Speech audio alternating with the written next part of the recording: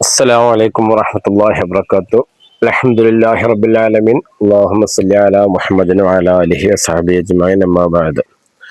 പ്രിയ സുഹൃത്തുക്കളെ, ഇന്ന് നമ്മുടെ നാടുകളിലെ ദൈവത്തിൽ നിന്നും അകന്ന്, അതായത് ഏകനായ റബ്ബിൽ നിന്നും അകന്നുകൊണ്ടിരിക്കുകയാണ് ഈ ജനത. ഈ ലോകം മുഴുവൻ, അതായത് ആദം നബി മുതൽ അന്ത്യപ്രവാചകനായ മുഹമ്മദ് നബി സല്ലല്ലാഹു അലൈഹി വസല്ലമ വരെയുള്ള ഏകദേശം 1,25,000-ൽ പരം പ്രവാചകന്മാര് ഈ ലോകത്ത് വന്നു പോയിട്ടുണ്ട്. പല ഭാഷകളിലും പല നാടുകളിലുമായി എത്രയോ പ്രവാചകന്മാർ വന്നു പോയിട്ടുണ്ട്. അതിൽ 25ഓളം പ്രവാചകന്മാരുടെ പേര് വിശുദ്ധ ഖുർആനിൽ പേരെടുത്ത് പറയുകയും ചെയ്തിട്ടുണ്ട്. ഇങ്ങനെയിരിക്കെ നമ്മൾ ദൈവമില്ല ദൈവമില്ല എന്ന് പറയുന്ന ഒരു കാലത്തിലേക്കാണ് ഇന്ന് നമ്മൾ കടന്നു പോകുന്നത്.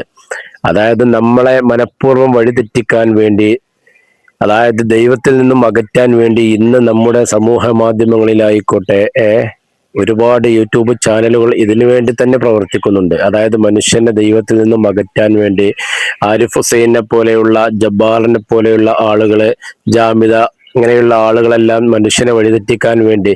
പക്ഷെ ഇങ്ങനത് കേൾക്കുമ്പോൾ നാം മനസ്സിലാക്കേണ്ട ഒരു സത്യം എന്താണെന്നുണ്ട്. അതായത് ആ സത്യം എന്താണെന്ന് പറഞ്ഞാൽ, അള്ളാഹു താല വിശുദ്ധ ഖുർആനിലൂടെ ഒരു സൂറത്തിൽ അള്ളാഹു താല പറയുന്നത്, നമ്മൾ വെള്ളിയാഴ്ചയൊക്കെ നിസ്കരിക്കുമ്പോൾ പാരായണം ചെയ്യുന്ന ഒരു സൂറത്താണ് അല്ലെ, അഫലാ യൻളുറൂന ഇലൽ ഇബ്ലി കൈഫ ഖുലിഖത്. നിങ്ങൾ ഒട്ടകത്തിനെ കുറിച്ച് ചിന്തിക്കുന്നുണ്ടോ എന്ന്. ഇന്ന് ഞാൻ ഈ പറയുന്നത് മുഴുവനായിട്ട് സ്കിപ്പ് ചെയ്യാതെ കേൾക്കണേ. അതായത് ഒട്ടകത്തിനെ കുറിച്ച് വിശുദ്ധ ഖുർആനിൽ പറയുന്നത് ഒരുപാട് സ്ഥലങ്ങളിൽ പറയുന്നുണ്ട്, പക്ഷെ ഒട്ടകത്തിന്റെ അത്ഭുതങ്ങളെ കുറിച്ചിട്ടൊന്നും പറയുന്നില്ല.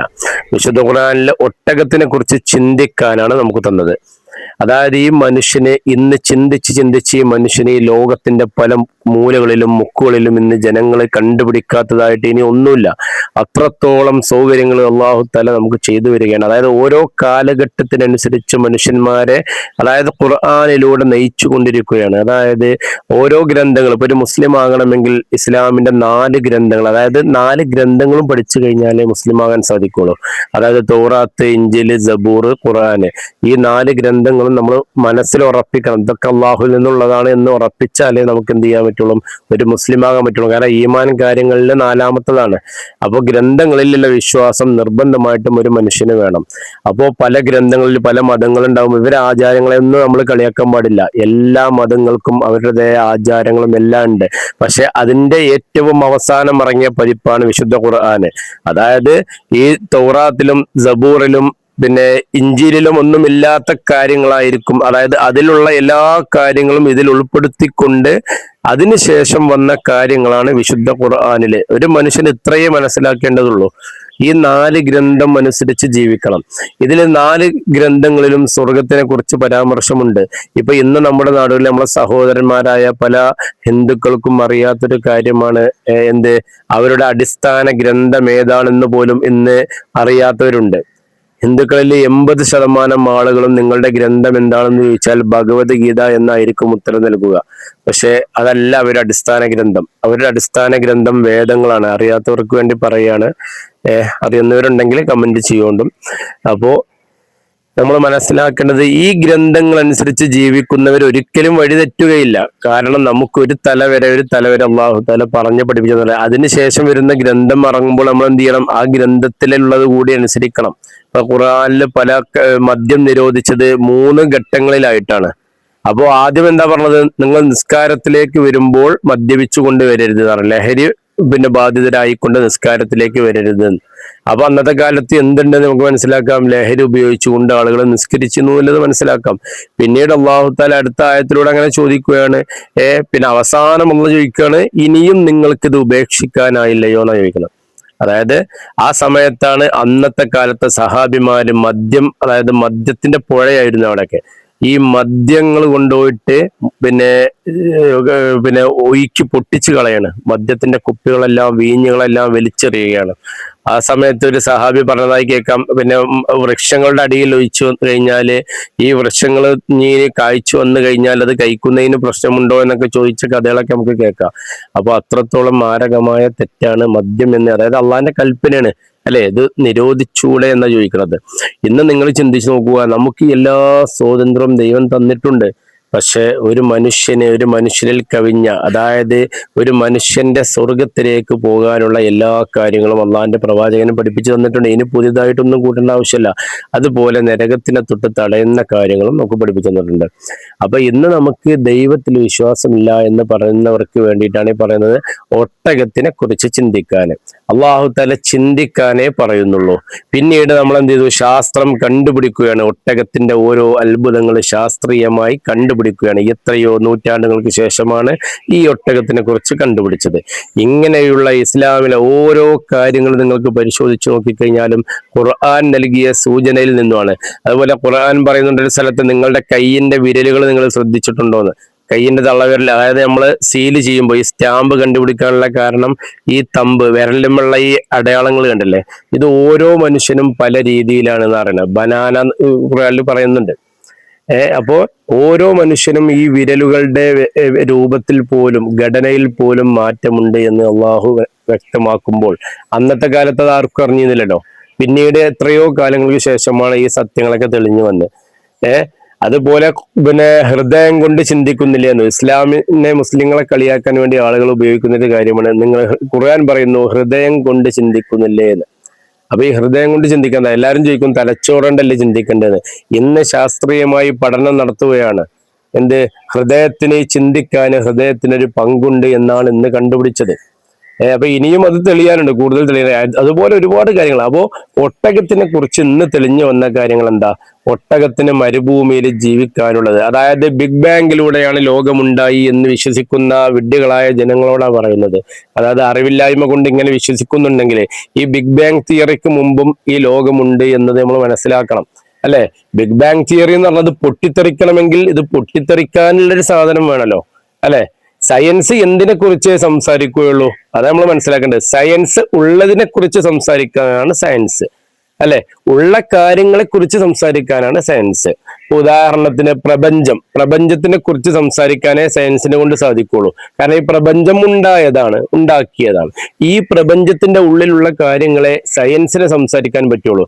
പക്ഷെ ഏകനായ അള്ളാഹു എന്ന് പറയുന്നത്, അതായത് നിങ്ങൾ വിളിക്കുന്ന ഈ ദൈവം, ഓരോരുത്തർ ഓരോ ഭാഷയിൽ വിളിക്കുന്ന ഈ ദൈവം ഈ പ്രപഞ്ചത്തിൽ ഉൾക്കൊള്ളുന്നവനല്ല.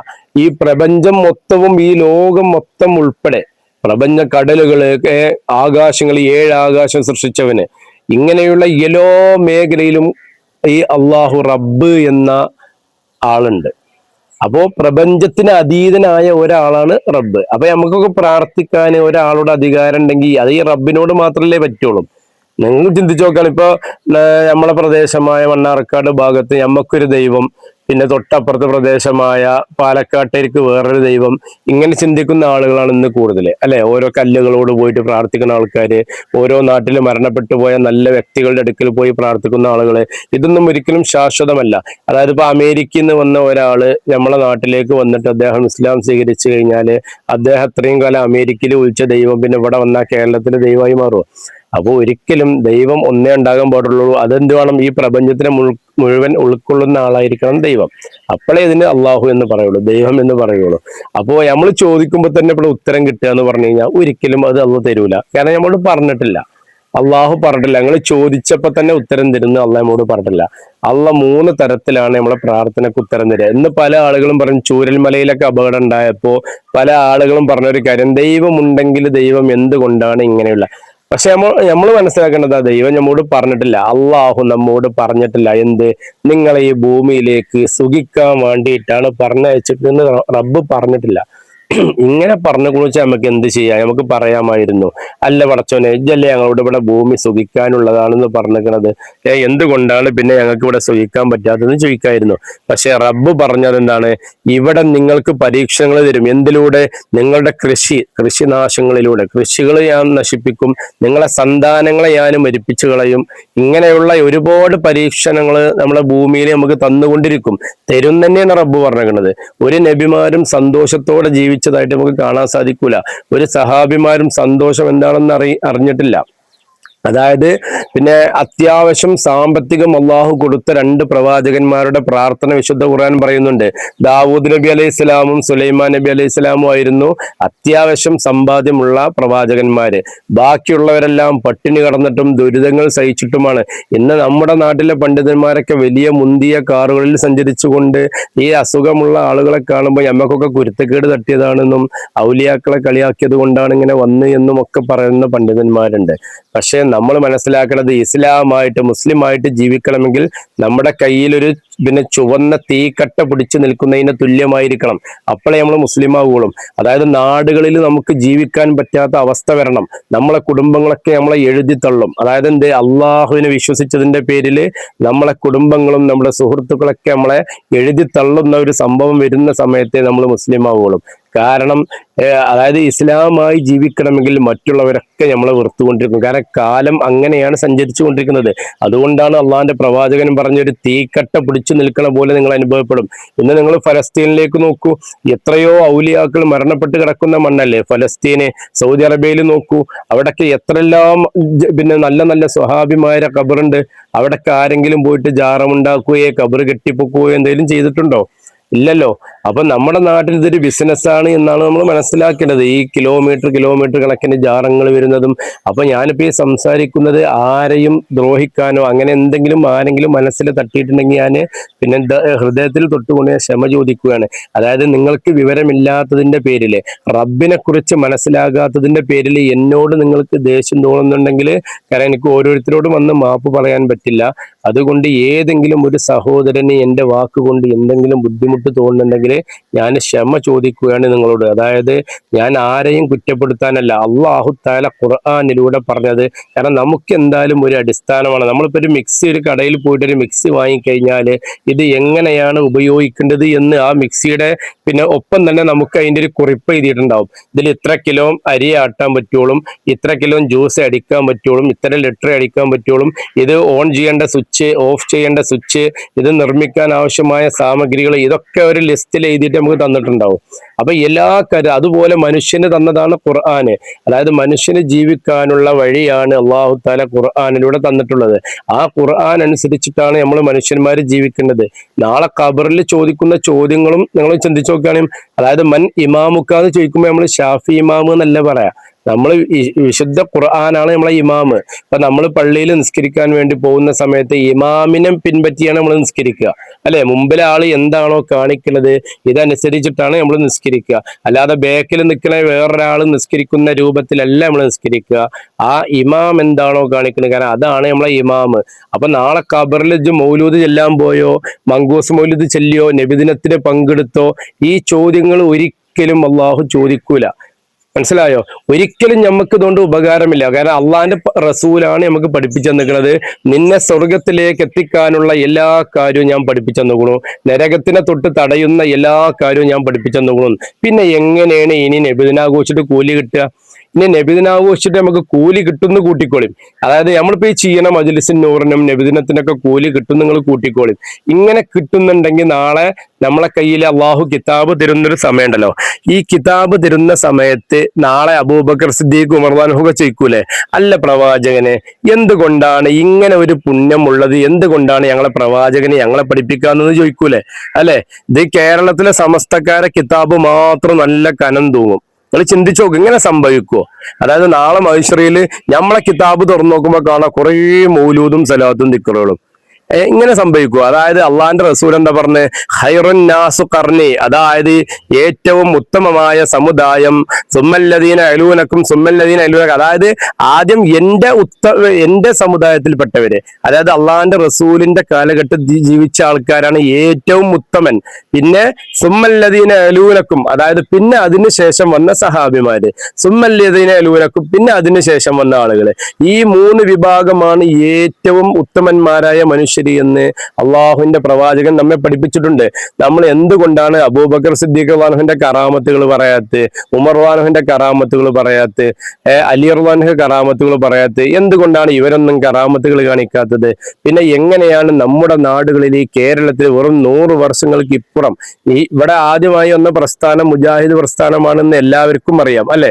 കേരളത്തിൽ ആദ്യമായി വന്ന സംഘടന മുജാഹിദ് പ്രസ്ഥാനമായിരുന്നു. പല ആളുകൾക്കും ഇതറിയില്ല.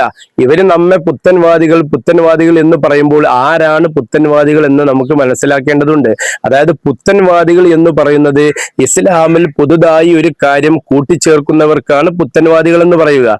ആരാണ് ഇസ്ലാമിൽ പുതുതായിട്ടുള്ള കാര്യങ്ങൾ കൂട്ടിച്ചേർത്തത്? മുജാഹിദുകൾ കൂട്ടിച്ചേർത്ത ഏതെങ്കിലും ഒരു കാര്യം നിങ്ങൾക്ക് കാണിച്ചു തരാൻ സാധിക്കുമോ? ഇനി ഇവര് കൂട്ടിച്ചേർത്ത കാര്യങ്ങൾ നിങ്ങൾ ചിന്തിച്ചു നോക്കുകയാണെങ്കിൽ എന്തെല്ലാം കാര്യങ്ങളാണ്? മാല മൗലിദ്, മങ്കൂസ്, പിന്നെ ഹദ്ദാദ്, കുത്താറാത്തീബ്, കുത്തുബിയത്ത്, പിന്നെ മജ്ലിസുന്നൂർ, നബിദിനാഘോഷം, പിന്നെ നേർച്ചകള്, ഇതെല്ലാം ഇവര് കൂട്ടിച്ചേർത്തതാണ് ഇസ്ലാമില്. അപ്പൊ പുതുതായി കൂട്ടിച്ചേർക്കുന്ന കാര്യങ്ങൾക്കാണ് ബിദ്അത്ത് എന്ന് പറയുക. കുല്ലു ബിദ്അത്തിൻ വലാല കുല്ലു വലാലത്തും ഫിന്നാറ്. അതായത് എല്ലാ ബിദ്അത്തുകളും തള്ളപ്പെടേണ്ടതാണ്, അത് നിങ്ങളെ ചെന്നെത്തിക്കുക നരകത്തിലേക്കാണ് എന്ന് അള്ളാഹുവിന്റെ പ്രവാചകന് എല്ലാ വെള്ളിയാഴ്ചയും ഖുതുബ തുടങ്ങുന്നതിന്റെ മുമ്പായിട്ട് അള്ളാഹിന്റെ റസൂല് കുല്ലു മുഹ്ദസത്തിൻ ബിദ്അ കുല്ലു ബിദ്അത്തിൻ വലാല കുല്ലു വലാലത്തിൻ ഫിന്നാർ എന്ന് വേറൊരു ഹദീസിലും നമുക്ക് കാണാൻ സാധിക്കും. ഇങ്ങനെ അള്ളാഹിന്റെ റസൂല് പാരായണം ചെയ്തുകൊണ്ടാണ് ഓരോ ഖുതുബയും നിർവഹിച്ചിരുന്നത് അല്ലെ? ഇതിൽ നിങ്ങൾക്ക് എന്തെങ്കിലും സംശയമുണ്ടോ? അങ്ങനെ ചെല്ലിയുന്നില്ല എന്തെങ്കിലും സംശയമുണ്ടോ? സംശയമുണ്ടെങ്കിൽ നിങ്ങൾ ചോദിക്കണം, അടിയിൽ കമന്റ് രേഖപ്പെടുത്തണം. അതായത് ഇത് ഞാനൊരു വരുമാനത്തിന് വേണ്ടിയിട്ടോ യൂട്യൂബിൽ ഫേമസ് ആകാൻ അങ്ങനെ ഉണ്ടെങ്കിൽ ഞാൻ ആദ്യം പറയാ ഹലോ ഞാൻ എന്റെ പേരും ഇതൊക്കെ പറഞ്ഞിട്ട് പിന്നെ ഇന്നെ ഫേമസ് ആക്കാനാണ് നോക്കുക. പക്ഷെ ഞാൻ എനിക്ക് വേണ്ടിയിട്ടല്ല സംസാരിക്കുന്നത്, എന്റെ സഹോദരങ്ങൾക്ക് വേണ്ടിയിട്ടാണ്. ഞാൻ ഇതുവരെ നിങ്ങളോട് എന്റെ പേര് പറഞ്ഞോളാം. എന്റെ പേരിച്ച് ഫേമസ് ആകാനാണെന്നുണ്ടെങ്കിൽ ഞാൻ എന്റെ പേര് പറഞ്ഞിട്ട് നിങ്ങളോട് സംസാരിക്കുക. എനിക്ക് പേര് പറയാൻ പേടിയായിട്ടല്ല, എന്റെ പേരും നാടൊന്നും പറയാൻ വേണ്ടിയല്ല. പക്ഷെ ഞാന് ജനങ്ങളോട് സംസാരിക്കുന്നത് നിങ്ങൾക്ക് എന്റെ സഹോദരങ്ങൾക്ക് ഒരു ഉപകാരം ഉണ്ടായിക്കോട്ടെ എന്ന് കരുതിയിട്ട് മാത്രമാണ്. അല്ലാതെ ഫേമസ് ആകാന്ന് വെച്ചാൽ ഇന്ന് ആദ്യന്റെ പേരായിരിക്കും ആദ്യം പറയാൻ അല്ലെ? അപ്പൊ അങ്ങനെ ഒരു ലക്ഷ്യം ഇല്ലതില്ല നിങ്ങൾ മനസ്സിലാക്കണം. പിന്നെ എനിക്ക് വരുമാനം ഉണ്ടത് ഞാൻ മോണിറ്റൈസർ ചെയ്യാത്തൊരു ചാനലാണെന്നും കൂടി കൂട്ടത്തിൽ പറയാണ്. അപ്പൊ എനിക്കിതുമെന്ന് വരുമാനോ ഒരു കാര്യം എനിക്ക് ആരും മുജാഹിദീങ്ങൾ പൈസ ഇട്ടുണ്ടെന്ന് പറയുമ്പോൾ ആൾക്കാര് എനിക്ക് ആരും ഒരു പൈസ ഇല്ല. അപ്പൊ ആദ്യം ഞാൻ ഈ പറയുന്ന കാര്യം നമ്മളെ സമുദായത്തിനോടാണ് പറയണത്, മനസ്സിലായോ? അപ്പൊ എല്ലാവരും കേൾക്കണം. പക്ഷെ പറയുന്നത് ആദ്യമായിട്ട് പറഞ്ഞ നമ്മളെ സമുദായത്തിനോടായതുകൊണ്ടാണ് ഇത്രയും കാര്യങ്ങൾ എനിക്ക് ഇതിൽ ഉൾപ്പെടുത്തേണ്ടി വന്നത്. ഏകദേശം 10 മിനിറ്റ് ഞാനിപ്പോ ഇങ്ങനത്തെ കാര്യങ്ങൾ സംസാരിച്ചു. അപ്പൊ നമുക്ക് ഒട്ടകത്തിലേക്ക് തന്നെ വരാം. അപ്പൊ ഈ ഒട്ടകത്തിനെ കുറിച്ചിട്ട് അള്ളാഹു പറയുന്നു അഫല എന്നറൂന ഇലൽ ഇബിലി കൈഫ ഖുലിഖത്ത്, നിങ്ങൾ ഒട്ടകത്തിനെ കുറിച്ച് എന്തുകൊണ്ടാണ് ചിന്തിക്കാത്തത് എന്ന് അള്ളാഹു വിശുദ്ധ ഖുർആനിലൂടെ നമ്മോട് ചോദിക്കുകയാണ് അല്ലെ? എന്നിട്ട് പിന്നീട് എത്ര കാലങ്ങൾക്ക് ശേഷമാണ് ഒട്ടകത്തിനെ കുറിച്ച് പഠനം നടത്തിയത് നിങ്ങൾ ചിന്തിച്ചു നോക്കുകയാണ് അല്ലെ? വിശുദ്ധ ഖുർആൻ പറയണ്ടോ ഒട്ടകത്തിന്റെ മുതുകിലുള്ള കൂഞ്ഞ, ഈ കൂഞ്ഞ എന്തിനാണ്? അത് കൊഴുപ്പാണ്. ഈ ഒട്ടകത്തിന്റെ മുതുകത്ത് കാണുന്ന കൂഞ്ഞുണ്ടല്ലോ, ഇങ്ങനെ പൊന്തി നിൽക്കുന്ന സാധനം കൊഴുപ്പാണ്. അതായത് ഈ ഒട്ടകത്തിന് എന്തെങ്കിലും ബുദ്ധിമുട്ട് വരുമ്പോൾ ഈ കൊഴുപ്പിൽ നിന്നും ഈ ഒട്ടകത്തിന് വേണ്ടത് കിട്ടും, ഈ ഊർജം കിട്ടുകയാണ്. പിന്നെ ഒട്ടകത്തിന്റെ കണ്ണ് മരുഭൂമിയിൽ ജീവിക്കാൻ വേണ്ടി നിർമ്മിച്ച കണ്ണാണ്. ഇതൊക്കെ താനേ ഉണ്ടായതാണെന്ന് പറയുമ്പോൾ ഇത് പറയുന്നവനേക്കാൾ വലിയ വിഡ്ഢി ആരാണ് നിങ്ങൾ ചിന്തിച്ചുകൊള്ളാം. ഇപ്പോ ബിഗ് ബാങ്കിലൂടെയാണ് ലോകം ഉണ്ടായത് എന്നാണ് സയൻസ് കണ്ടുപിടിച്ചത്. അപ്പൊ ഈ ബിഗ് ബാങ്കിലൂടെ ഉണ്ടായ ലോകത്ത് ഒട്ടകത്തിന് ഇങ്ങനെ ഒരു അത്ഭുതം എങ്ങനെയാണ് ഈ സയൻസിന് ഉണ്ടാക്കാൻ സാധിക്കുമോ? ഈ ബിഗ് ബാങ്കിന് ഉണ്ടാക്കാൻ സാധിക്കുമോ? ഒട്ടകം മരുഭൂമിയിൽ ജീവിക്കേണ്ടതാണെന്ന് ഇതിനെ പടച്ച റബ്ബിനല്ലാതെ ആയിരിക്കും അറിയില്ലല്ലോ. ഈ ഒട്ടകത്തിന്റെ കാലിന്റെ അടി ഇങ്ങനെ പരന്നിട്ടായിരിക്കും. അതായത് വെയിലും ഈ മണലിലൂടെ കാല് പൂന്തി പോകുന്നതിന് വേണ്ടിയിട്ട് ഒട്ടകത്തിന്റെ കാലിൽ അള്ളാഹു കൊടുത്ത അത്ഭുതങ്ങള്. അതാ പറയുന്നത് അഫല എന്നറൂന ഇലൽ ഇബിലി കൈഫ ഖുലിഖത്ത്, അതായത് ഒട്ടകത്തിനെ കുറിച്ച് ചിന്തിക്കാത്തത് എന്താണ്? പിന്നെ അള്ളാഹു ചോദിക്കാണ്, പിന്നെ ഈ ഒട്ടകത്തിന്റെ മുട്ടുകാല് നിലത്ത് കുത്തുമ്പോൾ, അതായത് മാരകമായ ചൂടായിരിക്കും ഈ മരുഭൂമിയിൽ. ഈ ഒട്ടകത്തിന്റെ കാല് മുട്ട് കുത്തുന്ന സമയത്ത് മുട്ടിലും അള്ളാഹു താല ഒരു പേട് കൊടുത്തുകൊള്ളു, നല്ല ബലമുള്ള ഒരു പേട് കൊടുത്തുകൊള്ളു മുട്ടില്. പിന്നെ ഈ ഒട്ടകത്തിന്റെ പല്ല്, ഇതിന് കഴിക്കാനുള്ള പല്ല്, അണ്ണാക്ക് ഭയങ്കര തിക്നെസ് ഉണ്ടാവും ഇതിന്റെ അണ്ണാക്കിന്. അതായത് ഏത് മുള്ളിലെ ചെടികളും അതിന് വളരെ ഈസി ആയിട്ട് ഭക്ഷിക്കാൻ സാധിക്കും. എത്ര മുള്ളിലെ ചെടിയും ഒട്ടകം വളരെ ഈസി ആയിട്ട് ഒരു പരിക്കൂല്ലാതെ കഴിക്കും. അതാണ് ഒട്ടകത്തിന്റെ പ്രത്യേകത. അതുപോലെ ഒട്ടകത്തിന് വെള്ളം സംഭരിച്ചു വെക്കാനുള്ള കഴിവ്, പിന്നെ മൂക്കിന്റെ അടിയിൽ കൂടി മണൽ കയറുന്നതിന് വേണ്ടിയിട്ട് മൂക്ക് അടഞ്ഞും കൊണ്ടായിരിക്കും. ആവശ്യഘട്ടങ്ങളിൽ അടയാനും തുറക്കാനും പറ്റിയ മൂക്കാണ്. അതുപോലെ കണ്ണുകൾക്ക് 3 അറയാണ്, ഒട്ടകത്തിന് 3 അറ. അതായത് മണൽക്കാറ്റടിക്കുമ്പോൾ ഈ കണ്ണിലേക്ക് മണൽ ചാടുന്നതിന് അള്ളാഹുത്താല കൊടുത്തൊരു അത്ഭുതമാണ്. ഇതൊന്നും ഖുർആൻ പറയുന്നില്ലല്ലോ. പിന്നീട് എങ്ങനെയാണ് ഇത് കണ്ടുപിടിച്ചത്? അതുപോലെ ഫിർഔനിന്റെ മൃതശരീരം, ഫിർഔൻ അള്ളാഹുത്താല ഖുർആനിലൂടെ പറയാണ്, ഫിർഔനോട് പറയാണ്, അന്റെ ശരീരം ജനങ്ങൾക്ക് കാണാൻ വേണ്ടിയിട്ട് ഞാന് ഒരു ദൃഷ്ടാന്തമായി ഇവന് വെക്കുന്നു. എത്രയോ നൂറ്റാണ്ടുകൾക്ക് ശേഷമാണ് ഫിർഔനിന്റെ ശരീരം പിന്നീട് കടലിൽ നിന്നും പിന്നെ ഈജിപ്തിൽ നിന്നും കിട്ടുന്നത്. ഇന്നതൊരു മ്യൂസിയത്തിലാക്കിയിട്ട് ഇന്നും നമുക്ക് പോയി കഴിഞ്ഞാൽ കാണാൻ സാധിക്കും. അതാണ് വിശുദ്ധ ഖുർആൻ. ഇതിൽ പറഞ്ഞ ഒരു ഹർഫ് പോലും തെറ്റുണ്ടാകാൻ നിങ്ങൾക്ക് ആർക്കും മനസ്സിലാവില്ല. കാരണം അള്ളാഹുവാണ് ഖുർആനിലൂടെ പറയുന്നത്, ഇതിന്റെ പോലെ ഒരു ഗ്രന്ഥം നിങ്ങൾക്ക് കൊണ്ടുവരാൻ, നിങ്ങൾ ഈ ലോകത്തുള്ള മുഴുവൻ ആളുകളെയും കൂട്ടിക്കോളും, ഇതുപോലൊരു ഗ്രന്ഥം നിങ്ങൾക്ക് കൊണ്ടുവരാൻ സാധിക്കില്ല എന്ന് അള്ളാഹു താല വെല്ലുവിളിക്കുകയാണ് നമ്മളെ. പിന്നെ അള്ളാഹ് പറയുന്നത് ഗ്രന്ഥം കൊണ്ടുവരണ്ടെങ്കിൽ ഒരായത്തെങ്കിലും കൊണ്ടുവരുമെന്ന് ചോദിക്കുന്നത്. ഒരു ആയത്ത്. ഇപ്പൊ ഏറ്റവും ഖുർആനിലെ ഏറ്റവും ചെറിയ സൂറത്തായ ഇന്നാ അഅ്തൈനാക്കൽ കൗസർ ഫസല്ലി ലിറബ്ബിക വൻഹർ ഇന്ന ശാനിയക ഹുവൽ അബ്തർ, ഇതുപോലെയുള്ള ഒരു ആയത്തെങ്കിലും നിങ്ങൾക്ക് കൊണ്ടുവരാൻ സാധിക്കുമോ എന്ന് അള്ളാഹു താല ചോദിക്കുന്നു. ഇന്ന് ലോകം ഇത്രയും പുരോഗമിച്ചു കഴിഞ്ഞു. അതായത് മനുഷ്യന്റെ ബുദ്ധി ഇന്ന് നമ്മൾ ചിന്തിക്കുന്നതിൻ്റെക്കാട്ടിലും ഒരു പേനയുടെ ഉള്ളിൽ പോലും ക്യാമറ ഘടിപ്പിക്കുന്ന കാലഘട്ടം അല്ലെ. ഒരു പേനയുടെ ഉള്ളു കൊണ്ട് ഈ ലോകം മുഴുവൻ കാണാൻ സാധിക്കുന്ന കാലഘട്ടം എത്തി. ഒരു മെമ്മറി കാർഡ് കൊണ്ട് 1000 GB 500 GB ഡെപ്പോസിറ്റ് ചെയ്യാൻ കഴിയുന്ന കാലം. ഈ കാലഘട്ടത്തിൽ അള്ളാഹു താല പറയുകയാണ്, നമ്മോട് ഖുർആനിലൂടെ അള്ളാഹ് പറയുകയാണ്, നിങ്ങൾ ചെയ്ത തെറ്റുകൾ നിങ്ങൾക്ക് നാളെ മഹ്ശറയിൽ ഞാൻ കാണിച്ചു തരുമെന്ന് പറയുമ്പോൾ ഇന്നത്തെ ജനങ്ങൾക്ക് അത് വിശ്വസിക്കാൻ ഒരു ബുദ്ധിമുട്ടില്ല. പക്ഷേ പണ്ട് നമ്മളൊക്കെ കരുതിയിരുന്നു, എങ്ങനെയാണ് അള്ളാഹു നാളെ മഹ്ശറയിൽ നിങ്ങളുടെ മുന്നിൽ കാണിച്ചു തരുമെന്ന് പറഞ്ഞത്? ഇന്ന് നമുക്ക് മനസ്സിലാകും, ഇന്ന് കാലഘട്ടം ഇത്രയും പുരോഗമിച്ചപ്പോൾ അള്ളാഹുവിന്റെ കയ്യിലുള്ള അത്ഭുതങ്ങൾ എന്തെല്ലാമാണെന്ന് ജനങ്ങൾ ചിന്തിക്കാൻ തുടങ്ങി. പക്ഷേ എന്തുകൊണ്ടോ ഇബ്ലീസ് അള്ളാഹുവിനോടൊരു വാക്ക് കൊടുത്തിരുന്നു. ഈ ജനങ്ങളെ മുഴുവൻ ഞാൻ പഴപ്പിക്കും എന്ന വാക്ക് കൊടുത്തുകൊണ്ടാണ് ഇബ്ലീസ് പുറത്തിറങ്ങിയത് അല്ലെ. അള്ളാഹ് പറഞ്ഞൊരു വാക്കുണ്ട്, നിന്നെയും അവനെയും ഞാൻ നരകത്തിയിലിട്ട് കരിയിച്ചു കളയുന്ന പറഞ്ഞു. ഇബ്ലീസിന്റെ കെണിയിൽ ചാടുന്ന ആളുകളെയും ഇബ്ലീസിനെയും അള്ളാഹു കരിച്ചു കളയും അല്ലെ. എന്നിട്ട് നമ്മളൊക്കെ ഇബ്ലീസിന്റെ കെണിക്ക് ഇങ്ങനെ ചാടിക്കൊണ്ടിരിക്കുകയാണ്. നിങ്ങൾ ചിന്തിച്ചു നോക്കുകയാണ്, ഇപ്പൊ നമുക്ക് ഏറ്റവും കൂടുതൽ ഉറങ്ങാനുള്ള സുഖം കിട്ടിയ സുബഹി ബാങ്ക് കൊടുക്കുന്നതിന് മുമ്പായിരിക്കും. എന്തുകൊണ്ടായിരിക്കും ആ സമയത്ത് കൂടുതൽ സുഖം തരാൻ കാരണം? അതുപോലെ ഇന്ന് ഈ ലോകത്ത് ജീവിച്ചിരിക്കുന്ന ഈ കേരളത്തിലെ ആൾക്കാരോടാ പറഞ്ഞത്, കേരളത്തിൽ ജീവിച്ചിരുന്ന ആൾക്കാർക്ക് ഏറ്റവും ഇഷ്ടമുള്ള ഭക്ഷണം ഈ ചെമ്പില് വരട്ടിയ ഇറച്ചിയായിരിക്കും അല്ലെ. ഏത് കൊളസ്ട്രോൾ ഇല്ലാളും ചെമ്പറച്ച് തിന്നാനും ആഗ്രഹമായിരിക്കും. എന്താ കാരണം? അവിടെ നടക്കുന്നത് പക്ക ഹറാമാണ്. അതായത് അള്ളാന്റെ പേരിൽ അല്ലാതെ നേർച്ചയാക്കിക്കൊണ്ടാണ് ഭക്ഷണം കഴിക്കുന്നത്. അപ്പോ ആ നേർച്ച ചോറിനോട് നമുക്ക് പ്രത്യേക ആഗ്രഹം ഇബ്ലീസ് ഇട്ടേരും അല്ലെ. പിന്നെ ഇനി ഏർവാടിയിലേക്ക് പോണ ആൾക്കാരെ നോക്കി നോക്കാണ്, ഏർവാടിയിൽ പോകുമ്പോൾ പല ആളുകൾക്കും അസുഖം മാറിയതായിട്ട് തോന്നും. അപ്പൊ ഇബ്ലീസ് നമ്മൾ എന്ത് ചെയ്യാണ്? അസുഖം മാറ്റിയതായിട്ട് ഏർവാടിയിൽ എത്തുമ്പോ നമ്മളെ പിശാച് പയപ്പിക്കണം. അപ്പൊ നമ്മൾ എന്ത് ചെയ്യും? ഒരു ജാറത്തിൽ നിന്നും വേറൊരു ജാറത്തിലേക്ക് ഇങ്ങനെ പോകും. ജീവിതകാലം മുഴുവൻ ജാറത്തിലൂടെ ഇങ്ങനെ സഞ്ചരിക്കും. അപ്പൊ ഇബ്ലീസിന് പിന്നെ പയപ്പിക്കാൻ വേറെ പണിയൊന്നുമില്ല. ഇബ്ലീസിന് ഏറ്റവും ഇഷ്ടം എന്താ അറിയോ? ഒരാളെ കൊണ്ട് ബിദ്അത്ത് ചെയ്യിപ്പിക്കുക എന്നുള്ളതാണ് അല്ലെ. ഇബ്ലീസിന് ഏറ്റവും ഇഷ്ടമുള്ള കാര്യം ഒരാളെ കൊണ്ട് ബിദ്അത്ത് ചെയ്യിപ്പിക്കുക. കാരണം ഈ ബിദ്അത്ത് ചെയ്യുന്ന ആൾക്കാരെ മനസ്സിൽ എന്തായിരിക്കും എന്നറിയോ? ഇപ്പൊ ഒരു വ്യഭിചരിച്ച ഒരാൾ കുറച്ചു കാലം കഴിഞ്ഞാൽ അള്ളാഹിനോട് തൗബ ചെയ്യും. കള്ള് കുടിച്ച ആൾ ചിലപ്പോൾ കുറച്ചു കാലം കഴിഞ്ഞാൽ അള്ളാഹിനോട് തൗബ ചെയ്യും. പക്ഷെ ബിദ്അത്ത് ചെയ്യുന്ന ആൾക്കാർ ഒരിക്കലും അള്ളാഹിനോട് തൗബ ചെയ്യും. അപ്പൊ ഇബ്ലീസിന് ഏറ്റവും എളുപ്പമുള്ള സംഭവം എന്താ? ഇപ്പൊ നബിദിനാഘോഷം ഒരു ഉദാഹരണം പറയാം. വിദേഹത്തിൽ ഇപ്പൊ നബിദിനാഘോഷം ഇവര് ജീവിതകാലം മുഴുവൻ ആഘോഷിച്ചുകൊണ്ടേയിരിക്കും. എന്താ കാരണം? കാരണം ഇവരെ മനസ്സിൽ ഇത് നല്ലൊരു കാര്യമാണെന്നാണ്. അപ്പൊ ഇവർക്ക് ഒരിക്കലും തൗബ ചെയ്യാൻ തോന്നൂല. അതാണ് ഇബ്ലീസിന്റെ വിജയം. ഇവര് ജീവിതകാലം മരിക്കുന്ന അതുവരെ നബിദിനം ഇങ്ങനെ ആഘോഷം. ഇപ്പൊ ഈ കൊല്ലത്തെ നബിദിനാവൂല അടുത്ത കൊല്ലം. എന്താ കാരണം? മുജാഹിദീങ്ങളോടുള്ള ദേഷ്യം തീർക്കാൻ വേണ്ടിയിട്ട് ഇവർ ആഡംബരങ്ങൾ കൂടി വരികയാണ്. നെയ്യത്ത് പോലെയാണ് മയ്യത്ത് എന്ന് കേട്ടുക്കണോ? അതായത് നമ്മളെ നെയ്യത്ത് എന്താണ്? മുജാഹിദീങ്ങൾ കാണാൻ വേണ്ടിയിട്ടാണ് ഇവിടെ നബിദിനം ആഘോഷിക്കുന്നത് അല്ലെ. മുജാഹിദീങ്ങളെ ഞെട്ടിക്കാൻ വേണ്ടിയിട്ട് അടുത്ത പ്രാവശ്യം നമുക്ക് ഇതിലും കൂടുതൽ ഭംഗിയിലാക്കണം എന്ന്. ആർക്കാണ് നഷ്ടം? നിങ്ങളുടെ സമ്പത്ത് പോകുന്നു, നിങ്ങളുടെ ഊർജം പോകുന്നു. ഇപ്പൊ ഞാൻ മിഞ്ഞാന്ന് ചാവക്കാട്ട് നിന്നും വരികയാണ്, രാത്രി പാതിരാക്ക് 2 മണിക്ക്. ഈ സമയത്ത് എണീറ്റിട്ട് 2 റകഅത്ത് നിസ്കരിക്കാൻ ആളുകൾക്ക് മടിയല്ലേ? ചിന്തിച്ചു എന്തുകൊണ്ടായിരിക്കും ചെറുപ്പക്കാരിങ്ങനെ കുഴി കുത്തുകയാണ്? എന്തിന്? നബിദിനത്തിന്റെ പോസ്റ്റ് നാട്ടാൻ വേണ്ടിയിട്ട് രാത്രി 2 മണിക്ക് ഉറക്കൊഴിച്ചിട്ട് യുവാക്കൾ കുഴി കുത്തുകയാണ്. ഈ കുഴി കുത്തുന്ന പണിയുണ്ടോ? ആ നേരത്ത് 2 റക്അത്ത് എണീറ്റ് നിന്ന് തഹജ്ജുദ് നിസ്കരിക്കാന്, അള്ളാന്റെ മുമ്പിൽ 2 റക്അത്ത് നിസ്കരിക്കാന് എന്തുകൊണ്ടായിരിക്കും അതിന് മനസ്സ് കൊടുക്കാന്നത്? ഇനി നിങ്ങൾ സുബഹിക്ക് നമ്മളെ പള്ളിയിലൊന്ന് പോയി നോക്കിക്കാണി, 2 ആൾക്കാരിലധികം യുവാക്കൾ ഉണ്ടാവില്ല അല്ലെ? പക്ഷെ എന്തുകൊണ്ടായിരിക്കും നബിദിനം വരുമ്പോ എല്ലാവർക്കും താല്പര്യം? അത് തെറ്റാണെന്ന് മനസ്സിലാക്കിയാൽ മതി. അതായത് തിന്മകളിലേക്കാണ് ജനങ്ങൾ ഒഴുകിക്കൊണ്ടിരിക്കുക. ഇന്നത്തെ അത്ഭുതങ്ങൾ നിങ്ങൾ ചിന്തിച്ചു നോക്കുകയാണെങ്കിൽ എന്തെല്ലാം തിന്മകളുണ്ട്. ഇപ്പൊ സിഗരറ്റ് വലിക്കുന്നത് തെറ്റാണ്, ഹറാമാണെന്ന് എല്ലാവർക്കും അറിയാം അല്ലെ? എന്നിട്ട് ഈ സിഗരറ്റ് വലിക്കുന്നവരാണോ ഒന്ന് കൂടുതൽ, വലിക്കാത്തവരാണോ കൂടുതൽ? അപ്പൊ എല്ലാവരും വലിക്കുന്നുണ്ടെന്ന് കരുതിയിട്ട് ഇത് സത്യമാവുമോ? ഇപ്പൊ കള്ള് കുടിക്കുന്നവരാണ് ഇപ്പൊ കൂടുതൽ. കുറച്ച് കാലം മുമ്പ് കള്ള് കുടിക്കുന്ന കേൾക്കുമ്പോ നമുക്ക് അത്ഭുതമായിരുന്നു.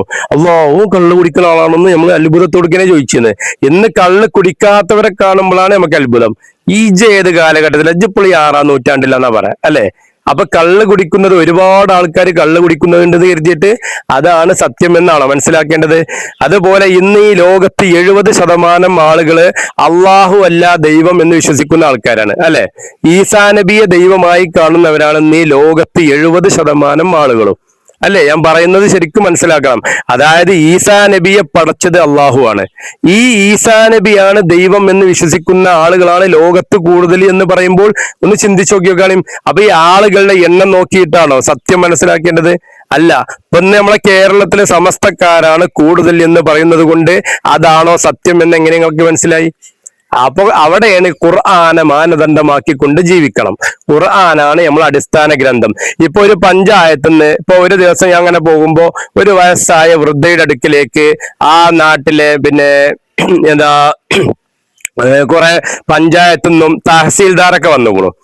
അപ്പൊ എന്താണ് സംഭവം? ആ വീട് ജപ്തി ചെയ്യാൻ വേണ്ടി വന്നിക്കാണ്. നമ്മൾ അടുത്ത പ്രദേശം തന്നെയാണ്. ആ വീട് ജപ്തി ചെയ്യാൻ വേണ്ടി വന്നിക്കാണ്. അപ്പൊ ഈ ജപ്തി ചെയ്യുന്ന സമയത്ത് ഈ തള്ള പറയുന്നുണ്ട്, എന്ത്, ഇതിന്റെ വീട് തന്നെയാണ്, ഇതിന്റെ സ്ഥലം തന്നെയാണ്. ഇങ്ങനെ നമ്മൾ നിലവിളിച്ചിട്ട് കാര്യമില്ല. ആധാരത്തിൽ ഈ തള്ളയുടെ പേരല്ല അത്രേ. നിങ്ങൾ ചിന്തിച്ചു നോക്കുക, ആധാരത്തിൽ ഈ തള്ളയുടെ പേരല്ല. അപ്പോ എന്താ കാരണം? നമ്മുടെ പേര്, നമ്മൾ നിസ്കരിക്കുന്ന നിസ്കാരങ്ങളൊക്കെ അള്ളാഹു രേഖപ്പെടുത്തണം എന്നുണ്ടെങ്കിൽ ഇസ്ലാമിലെ ഒന്നാമത്തെ കാര്യം എന്താണ്? ഞാൻ അള്ളാഹുവിനെ വിളിച്ച് മാത്രമേ പ്രാർത്ഥിക്കുകയുള്ളൂ എന്നാണ് അല്ലെ? ഷഹാദത്ത് കലിമ ഹൃദയത്തിൽ ഉറപ്പിച്ചാലേ മുസ്ലിം ആകുള്ളൂ. പിന്നെ ബാക്കിയുള്ളത് നിസ്കാരം 2-ാമത്തത്, സക്കാത്ത് 3-ാമത്തത്, നോമ്പ് 4-ാമത്തത്, ഹജ്ജ് 5-ാമത്തത്. ഹജ്ജിന് നമുക്കൊരു വിട്ടുവീഴ്ച ഉണ്ട്. എന്ത്? പൈസ എല്ലാവർക്ക് ചെയ്താൽ മതി, ഇല്ലാത്തൊരു ചെയ്യേണ്ട ആവശ്യമില്ല. അപ്പൊ 1-ാമത്തെ കാര്യം ഷഹാദത്ത് കലിമയാണ്. ലാ ഇലാഹ ഇല്ലല്ലാ എന്ന് മനസ്സിൽ ഉറപ്പിക്കുന്ന ആൾക്കാരെങ്ങനെ ജാറത്തിൽ പോവുക? ഒന്ന് ചിന്തിച്ചു നോക്കും. ബുദ്ധിയില്ല ആൾക്കാർ ചിന്തിച്ചു നോക്ക്. അള്ളാഹു മാത്രമേ പ്രാർത്ഥിക്കാനുള്ളൂ എന്ന് ചിന്തിക്കുന്ന ഒരാള് എങ്ങനെയാണ് അള്ളാഹു അല്ലാത്തവരെ വിളിച്ചു പ്രാർത്ഥിക്കുക? അതായത് നമ്മൾ നിസ്കാരത്തിൽ ചെല്ലണത് എന്താ? ഒരു ദിവസം ഒരു മുസ്ലിമായ മനുഷ്യൻ 17 ഫാത്തിഹ ഓതും അല്ലെ? മിനിമം 5 വക്ത് നിസ്കരിക്കുന്ന ഒരാള് ഒരു ദിവസം 17 തവണ ഫാത്തിഹ ഓതും. ഈ ഫാത്തിഹയിലൂടെ നമ്മൾ അള്ളാഹുവിന് കൊടുക്കുന്ന ഒരു കരാറുണ്ട്. എന്താണ്? തക്ബീറത്തുൽ ഇഹ്റാം കെട്ടിക്കൊണ്ട് അള്ളാഹു അക്ബർ എന്ന് പറഞ്ഞുകൊണ്ട് തക്ബീറത്തുൽ ഇഹ്റാം കെട്ടിക്കൊണ്ട് നമ്മൾ അള്ളാഹുവിനെ സ്തുതിച്ചുകൊണ്ട് അവസാനം 5-ാമത്തെ ആയത്തെത്തുമ്പോൾ നമ്മൾ അള്ളാഹിനോട് പറയുകയാണ്, ഇയ്യാക നഅ്ബുദു വ ഇയ്യാക നസ്തഈൻ. ഇതിന്റെ അർത്ഥം പഠിപ്പിക്കാത്തത് നമ്മളെ തെറ്റല്ല അല്ലെ? ഫാത്തിഹയുടെ അർത്ഥം പറഞ്ഞാൽ ഇപ്പൊ നിസ്കാരത്തിൽ ഖുശൂ വേണം അല്ലെ? ഖദ് അഫ്ലഹൽ മുഅ്മിനൂൻ അല്ലദീന ഹും ഫീ സ്വലാത്തിഹിം ഖാശിഊൻ എന്ന് പറഞ്ഞു അല്ലെ? അതായത് വിശ്വാസികൾ വിജയിച്ചിരിക്കുന്നു. അല്ലദീന ഹും ഫീ സ്വലാത്തിഹിം ഖാശിഊൻ. ഈ വിശ്വാസികൾ, ഈ വിജയിച്ച വിശ്വാസികൾ എന്താണ്? നിസ്കാരത്തിൽ അവർക്ക് ഖുശൂ ഉണ്ടാകുന്നു അല്ലെ? വല്ലദീന ഹും അനിൻ നബഇ മുഅ്രിദൂൻ, വല്ലദീന ഹും അനിൽ ലഗ്വി മുഅ്രിദൂൻ. അതായത് അവർ കളി തമാശയിൽ നിന്നും വിട്ടുനിൽക്കുന്ന ആളുകളായിരിക്കുന്നു അല്ലെ? ഇന്ന് നമ്മുടെ കല്യാണാഘോഷങ്ങളും നിങ്ങളുടെ ആഘോഷങ്ങളൊക്കെ കാണുമ്പോൾ മനസ്സിലാക്കുക. ഇപ്പൊ പന്തളി കഴിഞ്ഞു പോയി, ഇപ്പൊ ഫുട്ബോൾ കഴിഞ്ഞു പോയി. ജനങ്ങളെ ആവശ്യമില്ലാത്ത കളി തമാശയിൽ നിന്നും അവർ വിട്ടുനിൽക്കുന്നവരാണ് യഥാർത്ഥ മുഅ്മിനീങ്ങൾ എന്ന് പറയുന്നത്. പിന്നെ വല്ലദീനഹും ഫി സകാത്തി ഫായിലൂൻ, അതായത് സകാത്ത് കൊടുക്കുന്നവരായിരിക്കും അവര്. അവരെ മുതലിൽ നിന്നും 2.5% വെച്ച് അവര് മുടങ്ങാതെ സകാത്ത് കൊടുക്കുന്നവരായിരിക്കും എന്നാണ് പറയുന്നത്. സൂറത്തുൽ മുഅ്മിനൂനാണ്. അതായത് മുഅ്മിനീങ്ങൾ ആരാണ് എന്ന് അള്ളാഹു പറയുന്ന സൂറത്തിലാണ് ഇത് പറയുന്നത്. ഒന്ന് ചിന്തിച്ചു നോക്കുക. അതായത് അപ്പൊ കളി തമാശയിൽ മുഴുകുന്നത് തെറ്റാണെന്ന് മനസ്സിലാകാം അല്ലെ? അപ്പൊ ഇങ്ങനെയുള്ള കാര്യങ്ങൾ നമ്മളെ ജീവിതത്തിൽ പകർത്തുമ്പോഴാണ് നമുക്ക് അള്ളാഹുവിനെ കുറിച്ചിട്ട് പഠിക്കാൻ സാധിക്കുക. അള്ളാഹിന്റെ ഖുർആൻ പറയും എത്രയോ സ്ഥലത്ത് അല്ലെ, അഫലാ യതദബ്ബറൂനൽ ഖുർആൻ, അതായത് സൂറത്ത് മുഹമ്മദിലെ 24-ാമത്തെ വചനമാണ്. അഫലാ യതദബ്ബറൂനൽ ഖുർആൻ, നിങ്ങൾ എന്തുകൊണ്ട് ഖുർആനെ കുറിച്ച് ചിന്തിക്കുന്നില്ല? ഖുർആൻ നാളെ നമുക്ക് ഖബറിൽ ചോദ്യം ചെയ്യും അല്ലെ. നമ്മളെ ഇമാമിനെ കുറിച്ച് ചോദിക്കുമ്പോൾ നമ്മൾ ആദ്യം പറയണ്ട ഷാഫി ഇമാം എന്ന് പറയും. അങ്ങനെ പറഞ്ഞു കഴിഞ്ഞാൽ ചെകടക്കുറ്റി മൂളും. അപ്പൊ ഷാഫി ഇമാമിനെ കണ്ടിട്ടല്ല ഇസ്ലാമിനെ പഠിക്കേണ്ടത്, ഇസ്ലാം ഖുർആനിൽ നിന്നുമാണ് പഠിക്കേണ്ടത്. ഷാഫി ഇമാം, ഹനഫി, ഹംബലി, മാലിക്കി ഈ 4 മദ്ഹബിനെയും നമ്മൾ ബഹുമാനിക്കണം. പക്ഷേ ഇത് ഖുർആനിനോടും ഹദീസിനോടും യോജിച്ച് വരുന്ന കാര്യങ്ങളാണെങ്കിൽ മാത്രമേ നമുക്കത് ഉൾക്കൊള്ളാൻ സാധിക്കുള്ളൂ. ഇന്ന് വിശുദ്ധ ഖുർആൻ തുറന്നു നോക്കിക്കഴിഞ്ഞാൽ 114 അധ്യായങ്ങളാണ്, 6666 ആയത്തുകൾ, 3000-ത്തിലധികം ആയത്തുകൾ പരലോകത്തിനെ കുറിച്ചിട്ടാണ് സംസാരിക്കുന്നത്. ചിന്തിച്ചു നോക്ക്, നമ്മുടെ ഉമ്മാന്റെ ഗർഭാശയത്തിൽ 10 മാസം കടന്ന സമയത്ത് നമുക്കാർക്കും അറിഞ്ഞിരുന്നില്ല അങ്ങനെ ഒരു ലോകമുണ്ട് എന്ന്, ഇല്ലേ? നമ്മൾ ആരെങ്കിലും കരുതിയെന്നോ? ഇനി ഭൂമിയിലേക്ക് നമ്മൾ വരുന്ന ആരെങ്കിലും കരുതിയെന്നോ? അപ്പൊ നമുക്ക് ആദ്യം വേണ്ടത് എന്താണ്? വിശ്വാസമാണ്. ഈ 10 മാസം ഉമ്മാന്റെ ഗർഭാശയത്തിൽ കടന്ന ഇന്ന് ഞാൻ സെക്കൻഡ് സ്റ്റേജിലാണ് നമ്മള് അല്ലെ. ഈ സെക്കൻഡ് സ്റ്റേജിൽ നിന്ന് ഇനി തേർഡ് സ്റ്റേജിലേക്ക് പോകേണ്ടി വരും. അതാണ് പരലോകം. അത് മനസ്സിലാക്കണം നമ്മളെല്ലാവരും. അതായത് ദുനിയാവ് എന്ന് പറഞ്ഞാൽ പരീക്ഷണമാണ്. ഇവിടെ ഒരുപാട് പരീക്ഷണങ്ങൾ തരും. ഇപ്പൊ കണ്ടല്ലേ, എന്റെ അവസ്ഥ തന്നെ ഇപ്പൊ ചിന്തിച്ചു നോക്കുകയാണെങ്കിൽ കുടുംബങ്ങളിൽ നിന്നും കൂട്ടുകാരന്മാരിൽ നിന്നും നമ്മളെ അകറ്റിക്കൊണ്ടിരിക്കും. അള്ളാഹിന്റെ പ്രവാചകനെ മക്കയിൽ നിന്നും മദീനയിലേക്ക് കല്ലെടുത്തെറിഞ്ഞ് ഓടിച്ചു അല്ലെ. അള്ളാഹിന്റെ റസൂലിന് യുദ്ധത്തിൽ പല്ല് നഷ്ടപ്പെട്ടു. അള്ളാഹിന്റെ റസൂല് യുദ്ധം ചെയ്തത് പിന്നെ ആരോടായിരുന്നു? അള്ളാഹിന്റെ റസൂൽ യുദ്ധം ചെയ്തിരുന്നത് ജൂതന്മാരോടും മജൂസികളോടൊന്നല്ല. അള്ളാഹിന്റെ റസൂൽ യുദ്ധം ചെയ്തിരുന്നത് ആ നാട്ടിലെ മുശ്രിക്കീങ്ങളോടാണ്. എന്താണ് മുശ്രിക്ക് എന്ന് പറഞ്ഞാൽ? ഷിർക്ക് ചെയ്യുക. എന്താണ് ഷിർക്ക്? ഈ ഷിർക്കിന്റെ അർത്ഥം പോലും അറിയാത്ത ആളുകളാണ് ഈ കേരളത്തിൽ ഇന്ന് 90% മുസ്ലിമീങ്ങളും. ഷിർക്ക് എന്ന് പറഞ്ഞു കഴിഞ്ഞാൽ അള്ളാഹുവിൽ പങ്കുചേർക്കുക അല്ലെ. അള്ളാഹനെ അല്ലാത്തവരോട് ആരാധിക്കേണ്ട ആവശ്യമില്ല, പങ്കു ചേർത്താൽ മതി. ഇപ്പൊ ഇന്ന് ഞാനൊരു സ്ഥാപനം തുടങ്ങി, സ്വന്തമായി ഞാനൊരു കട തുടങ്ങി. അപ്പൊ ഞാൻ കുറച്ചു കാലങ്ങൾക്ക് ശേഷം ആ കടയിലേക്ക് 5 ആളെ കൂടി ഞാൻ ഉൾപ്പെടുത്തി. അപ്പൊ അവരെന്തായി? അതിന്റെ പാർട്ണറായി അല്ലെ. അവരും അതിന്റെ മുതലാളിമാരാണ്. പക്ഷെ ഒരാളെ ആ കടയിൽ ഇരിക്കുന്നുള്ളൂ. മുതലാളി എന്ന പേരിൽ ഒരാളെ ഇരിക്കുന്നുള്ളൂ. പക്ഷെ ബാക്കിയുള്ള 5 ആളും എന്താണ്? അതിന്റെ പാർട്ണറാണ്. അതുപോലെ തന്നെയാണ് ഷിർക്ക്. അതായത് അള്ളാഹുവിനെ അള്ളാഹു അല്ലാത്തവരോട് വിളിച്ച് പ്രാർത്ഥിക്കണം എന്നില്ല, അതിന് സപ്പോർട്ട് ചെയ്താൽ തന്നെ ഷിർക്കായി അല്ലെ. അതായത് അള്ളാഹനെ അല്ലാത്തവരെ വിളിച്ചു പ്രാർത്ഥിക്കാൻ വേണ്ടിയിട്ട് അവർക്കെല്ലാം സൗകര്യങ്ങൾ ചെയ്തു കൊടുത്തു കഴിഞ്ഞാലും തെറ്റല്ലേ? ഇതെല്ലാം തെറ്റാണ്. അതായത് ഇന്ന് നമ്മൾ ജാറങ്ങളിൽ പോയിട്ട് കല്ലുകളോടും മരങ്ങളോടൊക്കെ പ്രാർത്ഥിക്കുന്ന രംഗമാണ് നമ്മൾ കണ്ടുകൊണ്ടിരിക്കുന്നത്. ഇതിന്റെ ഉള്ളിൽ ഒരു മൃതശരീരം പോലും ഇല്ല എന്നാണ് പറയുന്നത്. അതായത് എത്രയോ നമ്മുടെ അടുത്ത പ്രദേശമായ നാട്ടുകല്ല്, അവിടെ ഒരു കല്ലിനെ പോയിട്ടാണ് ആളുകൾ ആരാധിക്കുന്നത്. ഞാനൊരു തന്ത്രയോടെ രാവിലെ ഞാൻ സുബഹിസ്കരിക്കാൻ പോകുമ്പോൾ അവിടെ ഒരു വയസ്സായ ഒരാള് എല്ലാ ദിവസവും 5:20 5:40 ഇടയിൽ പോയി കഴിഞ്ഞാൽ കാണാം ഒരാള് ശരിക്കൊരു കല്ലിനോട് വിളിച്ച് പ്രാർത്ഥിക്കുന്നത്. ശരിക്കും കല്ലിനോട്. ഞാനിപ്പോ കഴിഞ്ഞ ആഴ്ച ഒരുപാട് പ്രാവശ്യം പറഞ്ഞു, കഴിഞ്ഞ ആഴ്ച വണ്ടി നിർത്തിയിട്ട് മൂപ്പരോട് പറഞ്ഞു, പൊന്നാരക്കാക്ക അള്ളാഹു അല്ലാത്തവരെ വിളിച്ച് ആരാധിക്കരുത്. അപ്പൊ അയാൾ പറഞ്ഞു, ഞാൻ എന്റെ മനസ്സിലൊന്നുമില്ല കുട്ടിയെ. അപ്പൊ മനസ്സിലൊന്നുമില്ല എന്ന് പറയാൻ പറ്റൂല. അതെന്താണെന്ന് അറിയോ? അവിടെ പോയി പ്രാർത്ഥിക്കുന്നത്. എന്തിനാണ് കല്ലിന്റെ മുമ്പിൽ 2 കൈയും നീട്ടുന്നത്? ഞാൻ പറഞ്ഞു, നിങ്ങൾക്ക് എന്തിനാ കല്ലിന്റെ മുമ്പിൽ നിങ്ങൾ പ്രാർത്ഥിക്കുന്നത്? ഏതാനും നിങ്ങൾ ചെയ്യുന്നത് ഷിർക്കാണ്, തെറ്റാണ്. അപ്പൊ പിന്നെ എന്തിനാണ് ആ കല്ലിനോട് പോയിട്ട് നിങ്ങൾ പ്രാർത്ഥിക്കുന്നത്? കാരണം മരിച്ച മയ്യത്തും കല്ലും സമമാണ്. കാരണം അള്ളാഹിന്റെ റസൂല് പറഞ്ഞോ, എന്റെ മയ്യത്ത് നിങ്ങൾ ഒരു ആരാധനാ കേന്ദ്രമാക്കരുത്, എന്റെ മയ്യത്തിനെ നിങ്ങൾ ഒരു ആരാധിക്കുന്ന ബിംബമായി മാറ്റരുത് എന്ന് റസൂല് പറഞ്ഞതാണ്. എന്തുകൊണ്ടായിരിക്കും അള്ളാഹിന്റെ റസൂല് ബിംബമായി മാറ്റരുത് എന്ന് പറഞ്ഞത്? അതായത് നമ്മൾ ചത്തു കഴിഞ്ഞാൽ, അതായത് നമ്മളെ സത്ത് പോയി കഴിഞ്ഞാൽ, ഈ സത്ത് എന്ന് പറഞ്ഞത് വാക്കുന്നതാണ് ചത്തു എന്ന് പറയുന്നത്. അതായത് നമ്മളെ സത്ത്, ജീവന്റെ സത്ത് പോയി കഴിഞ്ഞാൽ നമ്മൾ ചത്തു. അപ്പോ നമ്മൾ മരിച്ചു പോയ ഒരു മനുഷ്യന് പിന്നെ പ്രതിമ തന്നെയാണ്. അതായത് മരിച്ചുപോയ ആൾക്കാരോട് പ്രാർത്ഥിക്കുന്നവനേക്കാൾ വലിയ വിഡ്ഢികൾ ആരുണ്ട്? സൂറത്തുൽ ഫാത്തിറിൽ 22-ാമത്തെ ആയത്താണ് അല്ലെ. മരണപ്പെട്ടു പോയവരോട് പ്രാർത്ഥിക്കുന്നതിനെ പറ്റി അള്ളാഹു പറയുകയാണ്, എന്തേ ഒരു ഈത്തപ്പഴക്കുരുവിന്റെ പാട പോലും സ്വന്തമായി അധീനതയിൽ വെക്കാൻ കഴിയാത്ത ആളുകളെയാണോ നിങ്ങൾ വിളിച്ചു പ്രാർത്ഥിക്കുന്നത്? അതുപോലെ തന്നെ ആകാശത്ത് നിന്ന് വീണവനെ പോലെയാണ്. സൂറത്ത് ഹജ്ജിൽ കാണാം. അതായത് അള്ളാഹു അല്ലാത്തവരെ വിളിച്ചു പ്രാർത്ഥിക്കുന്നവൻ ആകാശത്തിൽ നിന്നും വീണവനെ പോലെയാണ്.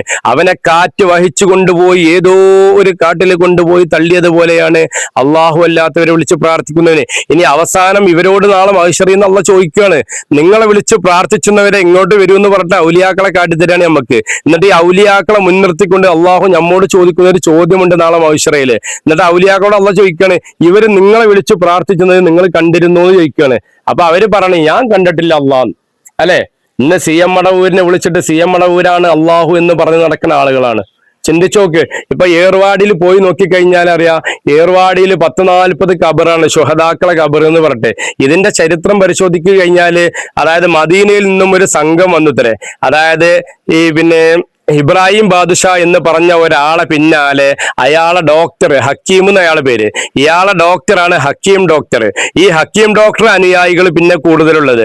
അപ്പൊ ഈ ഇബ്രാഹിം ബാദുഷയുടെ തൊട്ടുപ്പുറത്തുള്ള ഹക്കീം ഡോക്ടർ അയാൾ എങ്ങനെ ഔലിയായത്? ഇബ്രാഹിം ബാദുഷ ഔലിയാണെന്ന് നമുക്ക് സമ്മതിച്ചു കൊടുത്തു കഴിഞ്ഞാല് എങ്ങനെയാണ് കൂടെ ഉള്ള ഈ ഡോക്ടറെ ഔലിയാവണ്? ഈ ഡോക്ടറെ ഒപ്പം സഹായിക്കാൻ വേണ്ടി കൂടിയുന്ന ആൾക്കാരും ഔലിയ. അങ്ങനെയാണ് അവിടെ 50 ജാറങ്ങൾ അല്ലെ. ഈ 50 ജാറങ്ങളും ഔലിയാക്കളാണെന്ന് വിശ്വസിക്കുന്നതിന് വലിയ വിഡ്ഢികൾ ആരാണ്?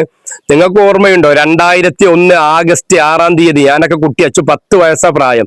അന്ന് പത്രങ്ങളിലൂടെ വന്ന ഒരു വാർത്ത ഉണ്ടായിരുന്നു, നമ്മളൊക്കെ എണീറ്റ് നിന്ന് ഞെട്ടിയൊരു വാർത്ത ഉണ്ടായിരുന്നു. അതായത് ഏറുവാടിയിൽ ഒരു ചെങ്ങലയിൽ കിടന്നുകൊണ്ട് 28 ആളാണ് വെന്തുരുകിയത്. എവിടെയായിരുന്നു ഈ അബൂ താഹിറും ബാദുഷൊക്കെ? നിങ്ങൾ ചിന്തിച്ചു നോക്കണം. ഓല ഖബറിന്റെ ചാര കിടന്നിട്ടല്ലേ 28 ആള് കത്തി എരിഞ്ഞു പോയത്. അതായത് ഈ കേരളത്തിൽ നിന്ന് പോണ വിഡ്ഢികളായ ആളുകളാണ് അവിടെ പോയിട്ട് ഭ്രാന്തായിട്ട് ചെങ്ങലമ്മ കിടക്കുന്നത്. എങ്ങനെ സലാത്ത് ചൊല്ലിയിട്ട് ഭ്രാന്തായി എന്നാ പറയുന്നത്? സലാത്ത് ചൊല്ലിയിട്ടേ. അങ്ങനെ വെച്ചാൽ അള്ളാന്റെ പ്രവാചകന് ഭ്രാന്താകണ്ടേ, അബൂബക്കർ സിദ്ദീഖിന് ഭ്രാന്താകണ്ടേ, ഉമർന് ഭ്രാന്താകണ്ടേ? ഇവരൊക്കെ സലാം ചൊല്ലിയിട്ട് എങ്ങനെ ഈ സലാത്ത് ചൊല്ലിയിട്ട് ഭ്രാന്താകണത്? അപ്പൊ ഇവര് ചെയ്യുന്നത് എന്താണ്? അള്ളാഹുവിന് പൊരുത്തപ്പെട്ട് തരാത്ത ഷിർക്കാണ് ഇവർ ചെയ്യുന്നത്. അള്ളാഹിന്റെ റസൂല് പഠിപ്പിക്കാത്ത സലാത്തുകളാണ് ചെല്ലിപ്പിക്കുന്നത്. ഈ സലാത്ത് ചെല്ലുമ്പോൾ ഓട്ടോമാറ്റിക് ആയിട്ട് അവന്റെ ശരീരത്തിൽ ശൈത്താൻ കയറും. കാരണം അവനെ പിന്നെയും സലാത്തിലേക്ക് ഇങ്ങനെ കൊണ്ടുപോകും. ഇപ്പൊ നാളെ ആ നാട്ടിൽ നിന്ന് പോരുമ്പോൾ ഒരു തള്ള പർദ്ദമ്മ ചോട്ടിയിടണം മറിഞ്ഞു പോണു. ഞാൻ അങ്ങനെ വണ്ടിമ്മ പോരാണ്. അപ്പൊ പർദ്ദമ്മ ചോട്ടിയിടണം തല കുത്തി മറിഞ്ഞു.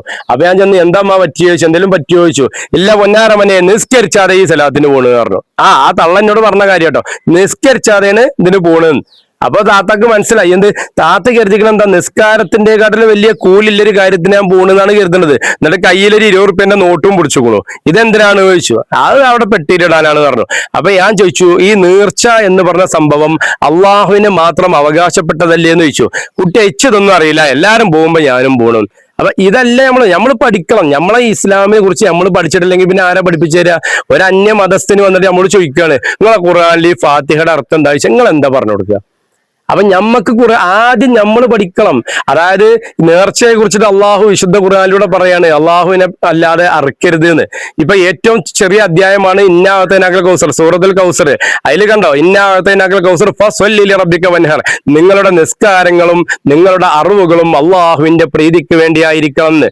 ഇന്ന് നമ്മളെ ഉമ്മമാരൊക്കെ ആടിനെ കുറിച്ചിട്ട് തയ്യോടിച്ചൊക്കെ പോണാണ്. ആടിനെ നീർച്ചാക്കണം ആർക്ക് വേണ്ടിയിട്ട്? കമ്മുപ്പാപ്പാക്ക് വേണ്ടിയിട്ട് അല്ലെ? എങ്ങനെ തന്നെയല്ലേ നമ്മൾ പറയാ, നിങ്ങൾ ഈ ആടിനെ കൊണ്ട് എങ്ങോട്ടാ പോണുമ്മാന്ന് ചോദിച്ചാൽ അമ്മ എന്താ പറയാ, ഞാൻ കമ്മുപ്പാപ്പാക്ക് വേണ്ടി നീർച്ചാക്കിയതാണെന്ന്. ഇതിനോളം വലിയ ശിർക്കെന്താ? ചിന്തിച്ചോക്ക്. അപ്പോ അള്ളാഹു അല്ലാത്തവരുടെ പേരിൽ നീർച്ചയാക്കല് അത് ഹറാമുമാണ്. നിങ്ങൾ ഇസ്ലാമും തന്നെ പുറത്തു പോണ കാര്യമാണ്. സൂറത്തുൽ മാഇദയിലെ 3-ാമത്തെ ആയത്ത് തുറന്നു നോക്കിയാൽ നമുക്ക് കാണാം, ഏകദേശം 1/2 പേജോളം വരുന്ന വലിയൊരു ആയത്താണ്.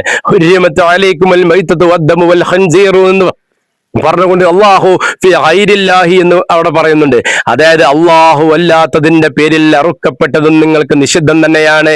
അതായത് ഹുർരിമത്ത് അലൈക്കും, നിങ്ങൾക്ക് ഞാൻ ഹറാമാക്കിയിരിക്കുന്നു. ഹുർരിമത്ത് അലൈക്കും ഉദ്ദം, അതായത് മൈത്തത്ത് എന്ന് പറഞ്ഞാൽ ശവം, അതായത് മയ്യത്തിനെ നിങ്ങൾക്ക് തിന്നാൻ പാടില്ല. വദ്ദമ്, അതായത് രക്തം നിങ്ങൾക്ക് കുടിക്കാൻ പാടില്ല. വൽ ഖൻസീറു, പന്നി ഇറച്ചി നിങ്ങൾക്ക് കഴിക്കാൻ പാടില്ല. ഇതെല്ലാം ഇന്നത്തെ കേരളത്തിലെ എല്ലാ ആൾക്കാർക്കും അറിയും. പിന്നെ എന്തുകൊണ്ടാണ് 4-ാമത് അള്ളാഹു പറയുന്നത് അള്ളാഹു അല്ലാത്തതിന്റെ പേരിൽ അറുക്കപ്പെട്ടതും നിങ്ങൾക്ക് നിഷിദ്ധം തന്നെയാണ്? ഒന്നാലോചിച്ച് നോക്കുകയാണെങ്കിൽ. എന്നിട്ട് ഈ നബിദിനത്തിനും ഈ ബദരീങ്ങളെ നേർച്ചക്കൊക്കെ ഇവിടെ ആടിനെയും പോത്തിനെയും മറുത്തുകൊണ്ട് ആർമാദിക്കുന്നു. അതാണ് ഞാൻ നേരത്തെ പറഞ്ഞത്, ഈ ചെമ്പറച്ച് കാണുമ്പോൾ ഇബ്ലീസാണ് ഈ ചെമ്പറച്ചിലേക്ക് നിങ്ങളെ കൊണ്ടുപോകുന്നത്. അതിന് രുചിയായിരിക്കും. അതിന് 1000 ഉറുപ്പിക കൊടുത്തിട്ട് നമ്മൾ എപ്പോൾ സഹായിക്കും അല്ലെ? നമ്മളെ പള്ളിയിൽ സുബഹി നിസ്കരിക്കാൻ വരാത്ത ആളായിരിക്കും ചിലപ്പോൾ ഈ ചെമ്പറച്ച് ഉണ്ടാക്കാൻ വേണ്ടി മുമ്പിൽ നിൽക്കുന്ന ആള്. ശരിക്കും നിങ്ങൾ ചിന്തിച്ചു നോക്കിയാൽ എല്ലാ നാട്ടിലും അങ്ങനെ തന്നെ ആയിരിക്കും. ഒരുവിധ എല്ലാ നാട്ടിലൊക്കെ പള്ളിയിലേക്ക് നിസ്കരിക്കാൻ വരാത്ത ആളായിരിക്കും ചെമ്പറച്ചിടെ മുമ്പിൽ കാവലിക്കുന്ന ആള് അല്ലെ? അപ്പൊ ഇതെല്ലാം നാം മനസ്സിലാക്കേണ്ടത് എന്താണെന്നറിയോ? അള്ളാഹു നമ്മളെ ഹറാമിലേക്ക് കൊണ്ടുപോകുക, ഇബ്ലീസിന്റെ കെണിയിൽ നമ്മൾ പെട്ടുപോവുകയാണ്. അള്ളാഹു പറയുകയാണ്, നരകത്തിന്റെ ഇന്ധനമായി ഞാൻ കത്തിക്കുന്നത് മനുഷ്യരെയും ജിന്നുകളെയും കല്ലുകളെയുമാണ് എന്ന്. അപ്പൊ നരകത്തേക്കും വേണ്ടേ കുറെ ആൾക്കാര്? പിന്നെ നരകത്തേക്ക് പോണ മനുഷ്യന്മാര് നമ്മളെ ഈ പോകുന്ന തടിയൊന്നും ആയിരിക്കൂല അതായത് നമ്മൾ ചെയ്ത തെറ്റുകൾ നമ്മളെ ശരീരത്തിൽ ഇങ്ങനെ കാണുന്ന പറഞ്ഞ്, അതായത് നമ്മൾ ചെയ്ത തെറ്റുകൾ നമ്മൾ തടിച്ചു കൊഴുത്ത് വലിയൊരു പർവ്വതം പോലെ ആയിട്ടുണ്ടാവും ഒരു മനുഷ്യന്റെ ശരീരം. അതായത് അവൻ ചെയ്ത പാപങ്ങളെല്ലാം നമ്മുടെ ശരീരത്തിൽ ഇങ്ങനെ കൂന് പോലെ പൊന്തി കിടക്കും. ഇതിനെ കൊണ്ടുപോയിട്ടാണ് നരകത്തേക്ക് തള്ളുക. മനസ്സിലായോ?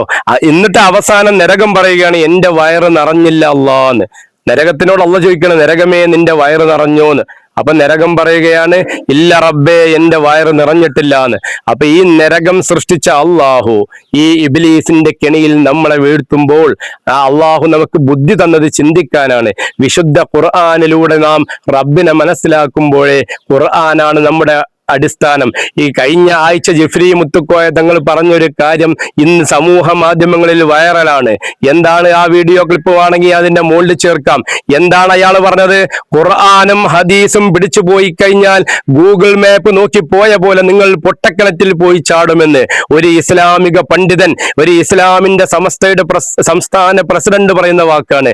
ഖുർആനും ഹദീസും പഠിച്ചു കഴിഞ്ഞാൽ നിങ്ങൾ ഗൂഗിൾ മാപ്പ് നോക്കി പോയ പോലെ പൊട്ടക്കിണറ്റിൽ പോയി ചാടുമെന്നാണ് ഈ സഹോദരൻ പറയുന്നത്.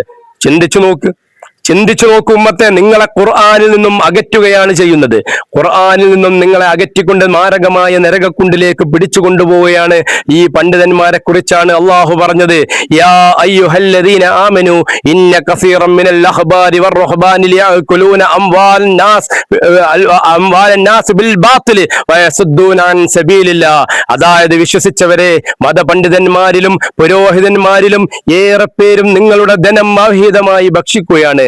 അവർ അള്ളാഹുവിന്റെ മാർഗത്തിൽ നിന്ന് നിങ്ങളെ അകറ്റുകയും അവർ സ്വർണവും വെള്ളിയും കൂട്ടി ശേഖരിച്ചു വെച്ചുകൊണ്ട് അത് സക്കാത്ത് കൊടുക്കാതിരിക്കും ചെയ്യുന്നവരെ നിങ്ങൾ നരകത്തിനെ തൊട്ടുള്ള സുവാർത്ത അറിയിക്കാനാണ് അള്ളാഹു താല സൂറത്ത് തൗബയിലെ 34-ാമത്തെ ആയത്തിലൂടെ വ്യക്തമാക്കുന്നത്. അതുപോലെ സൂറത്ത് തൗബയിലെ 31-ാമത്തെ ആയത്തിൽ അള്ളാഹു വേറൊരു കാര്യവും പറയുന്നുണ്ട്, മതപണ്ഡിതന്മാരെ ദൈവമായി കാണുന്നവരെ കുറിച്ചിട്ട്.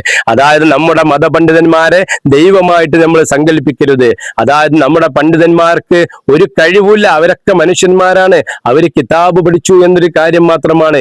ഇന്ന് നമ്മൾ നമ്മുടെ മക്കളൊക്കെ ഈ സമസ്ത കോളേജുകളിൽ കൊണ്ടുപോയി ആക്കുമ്പോൾ നമ്മൾ ചിന്തിക്കണം, എന്റെ മകനെ ഞാൻ കൊണ്ടുപോയി ചേർക്കുന്നത് നല്ല ഒരു പ്രസ്ഥാനത്തിലാണോ എന്ന്. അതായത് അള്ളാനെ വിളിക്കണ്ടോടത്ത് ഔലിയാക്കളെ വിളിക്കാൻ വേണ്ടി പറയുന്ന ഒരു സമുദായത്തിനെ സൃഷ്ടിച്ചെടുക്കാനാണ് സമസ്ത രൂപീകരിച്ചത് എന്ന് പറയുന്ന ഒരു നേതാവിന്റെ വീഡിയോ ആണെങ്കിൽ മുകളിൽ പ്ലേ ചെയ്യാം. കാരണം എനിക്ക് ബുദ്ധിമുട്ടുണ്ട്, വീഡിയോന്റെ ലൈഫ് ലോങ് നോക്കണം. അതായത് ഇത്രയും കാര്യങ്ങൾ എഡിറ്റ് ചെയ്യുന്ന സമയത്ത് ഒരുപാട് പ്രശ്നങ്ങൾ ഉണ്ടാവും. അതുകൊണ്ടാണ് അതായത് ഈ സമസ്ത രൂപീകരിച്ചത് എന്തിനാണ്? യാ ഷെയ്ഖ് യാ മുഹിയുദ്ദീൻ അബ്ദുൽ ഖാദിർ ജീലാനി എന്ന് വിളിക്കാൻ വേണ്ടി, ഇങ്ങനെ വിളിക്കുന്ന ഒരു സമുദായത്തിനെ പടുത്തുയർത്താൻ വേണ്ടിയാണ് സമസ്ത രൂപീകരിച്ചത്. അതായത് അള്ളാഹുവിനെ വിളിക്കാൻ വേണ്ടി അല്ല എന്നാണ് ഇതിന്റെ ചുരുക്കം. അല്ലെ? ഇവർ അള്ളാഹുവിൽ നിന്ന് നമ്മൾ അകറ്റുകയാണ്. നിങ്ങൾ ചിന്തിച്ചു നോക്കിയാൽ നിങ്ങൾക്കറിയാം. അതായത് അള്ളാഹുവിൽ നിന്നും നമ്മെ അകറ്റിക്കൊണ്ട് ഔലിയാക്കളിലേക്ക് കൊണ്ടുപോവുകയാണ്. അല്ലെ? സൂറത്തു സുമറിലെ 3-ാമത്തെ ആയത്തിൽ അള്ളാഹു താല പറയുന്നു, നിഷ്കളങ്കമായ കീഴ്വണക്കം അള്ളാഹുവിന് മാത്രം പെട്ടതാണ്. അള്ളാഹു അല്ലാത്തവരെ വിളിച്ചു പ്രാർത്ഥിക്കുന്നവരോട് നീ പോയി ചോദിച്ചു നോക്കുക. അതായത് അള്ളാഹു അല്ലാത്തവരെ വിളിക്കുന്ന ഇന്നത്തെ സമസ്തക്കാരോട് നമ്മൾ പോയി ചോദിക്കുക, എന്താ ചോദിക്കണ്ടേ? പിന്നെ നിങ്ങൾ എന്തിനാ അള്ളാഹ് അല്ലാത്തവരെ വിളിച്ചു പ്രാർത്ഥിക്കണമെന്ന് ചോദിക്കുമ്പോൾ അവരെന്താ മറുപടി പറയാന്ന് അള്ളാഹ് പറഞ്ഞുതരാണ്. അവരപ്പോൾ നിങ്ങളോട് പറയും, എന്താ പറയാ?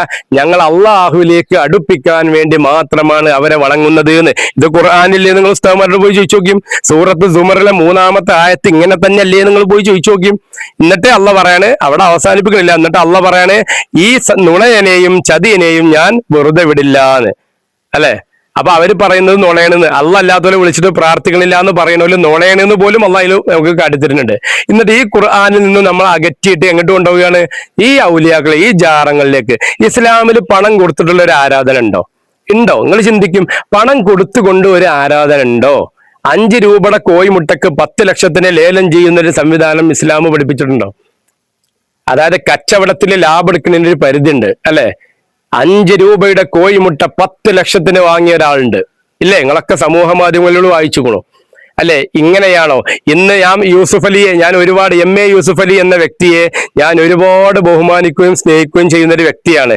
പക്ഷെ അദ്ദേഹത്തിന്റെ ജീവിതത്തിൽ ചെയ്ത ഏറ്റവും വലിയൊരു തെറ്റെന്തായിരിക്കും നിങ്ങൾക്കറിയോ? ഇപ്പൊ കഴിഞ്ഞ കുനിയയിലെ സമ്മേളനത്തിൽ അയാള് സമസ്തക്ക് വേണ്ടിയിട്ട് 1 കോടിയുടെ ഒരു പള്ളി വാഗ്ദാനം ചെയ്തു. അല്ലെ? 1 കോടി രൂപക്ക് കോഴിക്കോട് സിറ്റിയിൽ ഒരു പള്ളി വാഗ്ദാനം ചെയ്തു. അതായിരിക്കും നാളെ മഹ്ശറിൽ അയാൾ ചെയ്ത ഏറ്റവും വലിയ തെറ്റ് എന്നാണ് എനിക്ക് തോന്നുന്നത്. കാരണം അവർ ഞാൻ പള്ളിയിൽ എന്താ ചെയ്യുക? അള്ളാഹ് അല്ലാത്തവരെ വിളിക്കും. അള്ളാന്റെ ഖുർആൻ പറയുകയാണ്, ഇന്നൽ മസാജിദ ലില്ലാ, തീർച്ചയായും മസാജിദ് അതായത് പള്ളികൾ അള്ളാഹുവിനുള്ളതാകുന്നു, അവിടെ അള്ളാഹു അല്ലാത്തവരെ വിളിച്ചു പ്രാർത്ഥിക്കരുത് എന്ന് അള്ളാഹിന്റെ ഖുർആനാ പറയണത്, ഹദീസല്ല.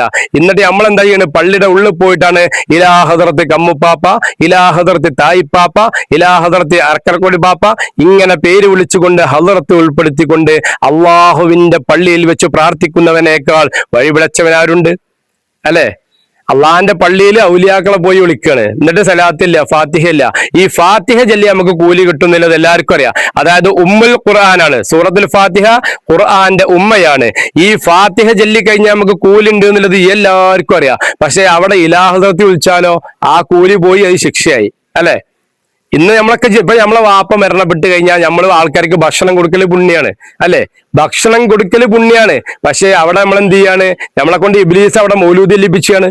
ആ മൗലൂദ് ചെല്ലുമ്പോ ആ ഭക്ഷണം ഹറാമായി. കാരണം ഈ മൗലൂദിൽ നമ്മൾ ചെല്ലുന്നത് എന്താ?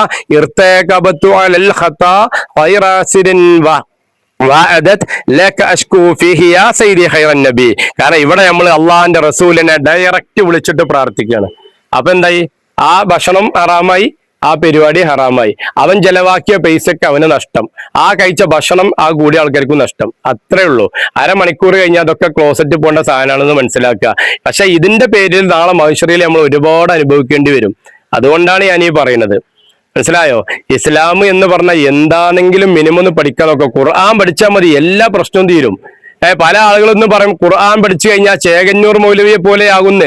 ചേകന്നൂർ മൗലവിയുടെ വിധി എന്നല്ലാതെ എന്താ പറയാ? ഇപ്പൊ ഞാൻ ഖുർആൻ പഠിച്ചിട്ട് ഞാൻ കേടെന്നു കൂട്ടിക്കോ, അതിന്റെ വിധി. അതിനെന്തിനാ ഖുർആൻ നിങ്ങൾ കുറ്റം പറയണത്? അഫല എത്തദബ്ബുറുൽ ഖുർആൻ എന്ന് അള്ളാഹ് പറയുന്നുണ്ടെങ്കിൽ പിന്നെ എന്താ ഖുർആൻ പഠിച്ചാൽ നമുക്ക് കുഴപ്പം? ഉസ്താദുമാരെ, നിങ്ങൾ അഫല എത്തദബ്ബുറുൽ ഖുർആൻ അങ്ങനെ പറഞ്ഞോ? ഖുർആൻ ഇല്ല. ഖുർആൻ പറയാൻ എന്താ? നിങ്ങൾ എല്ലാരോടാ പറയണത്? അതോ മുസ്ലിങ്ങളോട് മാത്രമല്ല? അഫല അല്ലെ യതദബ്ബറൂനൽ ഖുർആൻ, നിങ്ങൾ ഖുർആൻ പഠിക്കണം എന്നാ പറഞ്ഞത്, എല്ലാരോടും പറയണത്. പിന്നെ മറ്റേ കാര്യം പറഞ്ഞതോ, അതായത് ഉസ്താദുമാരെ പറ്റി പറഞ്ഞത് യാ അയ്യുഹല്ലദീന ആമനു എന്നാ പറഞ്ഞത്. അവിടെ അള്ളാഹ് പറഞ്ഞത് ആരോടാ? സത്യവിശ്വാസികളോടാ പറഞ്ഞത്. കണ്ടോ? അവിടെ അള്ളാഹു യാ അയ്യുഹൻ നാസ് എന്നല്ല പറഞ്ഞത്, ജനങ്ങളെ എന്നല്ല പറഞ്ഞത്. അപ്പോ നമ്മളോടാ പറയണത്, അതായത് മുസ്ലിം ആയ ആളുകളോടാ പറയണത്. കണ്ടോ? യാ അയ്യുഹല്ലദീന ആമനു, സത്യവിശ്വാസികളെ. കണ്ടോ? എന്തിനാണ് സത്യവിശ്വാസികളെ എന്നുള്ള വിളിക്കാനുള്ള കാരണം? എന്താണ്? ചിന്തിച്ചു നോക്കുകയാണ്. അഫല അതായത് യാ അയ്യുഹല്ലദീന ആമനു ഇന്ന കസീറൻ. കണ്ടോ? ഇന്ന കസീറൻ, ഒരുപാട് പണ്ഡിതന്മാര് എന്നാ പറഞ്ഞത്, കുറച്ച് മൗലവിമാര് എന്നല്ല പറഞ്ഞത്, ഒരുപാട് പണ്ഡിതന്മാര്. ഇന്ന കസീറൻ മിനൽ അഹ്ബാരി വറുഹ്ബാൻ. കണ്ടോ? അവര് എല്ലാ പണ്ഡിതന്മാരും പാടെ കൂടിയിട്ട് നിങ്ങൾ എന്ത് ചെയ്യാണ്? ലിയഅ്കുലൂന അംവാലൻ നാസി, അതായത് ജനങ്ങളെ അള്ളാഹുവിൽ നിന്നും അകറ്റിക്കൊണ്ടുപോവുകയാണ്. ഇപ്പൊ ഞാൻ പണ്ടൊരു ഇതിൽ പറയണ്ടായി, അബ്ദുള്ളാക്ക് സുന്ദരിയായ ഒരു മോളുണ്ട് എന്ന് വിചാരിക്കുക. അതായത് അബ്ദുള്ള എന്ന വ്യക്തിക്ക് കാണാൻ നല്ല ഭംഗിയുള്ള സുന്ദരിയായ ഒരു മോളുണ്ട് എന്ന് വിചാരിക്കുക. ഈ മോളെ പറ്റി നമ്മൾ ജനങ്ങളോടെല്ലാം ഇങ്ങനെ പ്രസംഗിക്കും. അബ്ദുള്ളാക്കൊരു മോളുണ്ട്, സുന്ദരിയായ ഒരു മോളുണ്ട്, ഇങ്ങനെ പറഞ്ഞു നടക്കുക. അപ്പൊ ജനങ്ങളുടെ മനസ്സിൽ അബ്ദുള്ളയാണോ ഉണ്ടാവുക, അബ്ദുള്ളാന്റെ മോളാണോ ഉണ്ടാവുക എന്ന് ചിന്തിച്ചാൽ മതി. അല്ലെ? കാരണം നിങ്ങൾ പറയുന്നൊരു കാര്യം എന്താ? സുന്ദരിയായ മോള് എന്നാ പറയണത്. അപ്പൊ ജനങ്ങളുടെ മനസ്സിൽ ഈ സുന്ദരിയായ മോളെ കുറിച്ച് പഠിക്കാനേ താല്പര്യം ഉണ്ടാവുള്ളൂ, അള്ളാഹിനെ കുറിച്ച് പഠിക്കൂല, അബ്ദുള്ളാഹിനെ കുറിച്ച് പഠിക്കൂല. ഇതാണ് ഇന്ന് നമ്മുടെ സമൂഹത്തിൽ നടന്നുകൊണ്ടിരിക്കുന്നത്. അതായത് അള്ളാഹുവിനെ പറ്റി പറയേണ്ട സദസ്സുകളിലെല്ലാം അള്ളാഹുവിന്റെ ഔലിയാക്കളെ പറ്റി പറഞ്ഞുകൊണ്ട് നമ്മളെ അള്ളാഹുവിൽ നിന്നും അകറ്റി കൊണ്ടുപോവുകയാണ് ഇവർ ചെയ്യുന്നത്.